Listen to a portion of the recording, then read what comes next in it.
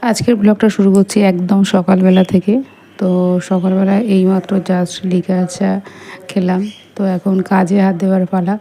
আর আমি এখন একটা পেঁয়াজ কেটে নিচ্ছি পেঁয়াজ বড়া ভাজার জন্য। আর দেখো এত বড় পেঁয়াজটা একদম পচা বেরিয়েছে।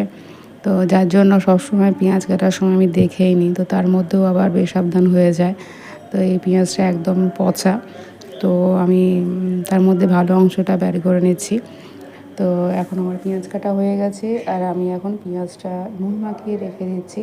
তাতে কী হয়, পেঁয়াজটা ভাজতে সুবিধা হয়, অনেকটা নরম হয়ে যায়, আর জলটাও বেরিয়ে আসে। তো বেসন দেওয়ার সময় খুব একটা জল লাগে না। আর এখন একটু সামান্য শুকিয়ে যায় লঙ্কাও দিয়ে দিলাম, আর বেসনটা দিয়ে সামান্য পরিমাণে জল দিলাম, কারণ পেঁয়াজ থেকে অলরেডি জল বেরিয়ে গেছে। আর দিলাম একটু হলুদ, আর এইভাবে সুন্দর করে মাখিয়ে নিলাম। আর এখন হচ্ছে ভেজে নেবার পালা। তো পেঁয়াজ বড়া খেতে কার না ভালো লাগে, কিন্তু প্রচণ্ড তেল লাগে, এটা একটা সমস্যা। তেল বেশি থাকে বলে খেতে একটা ভয় লাগে, কারণ একেতেই তো শরীর মানে চর্বি। তো যাই হোক, এখন আমার বড়াগুলো লাল লাল করে ভেজে নিয়েছি। বড়ের তো আবার লাল লাল বড়াই বেশি ভালো লাগে। তো এই যে, আর আমি একটু তেল ঝরাবার জন্য ওপর দিকে রেখে দিয়েছিলাম।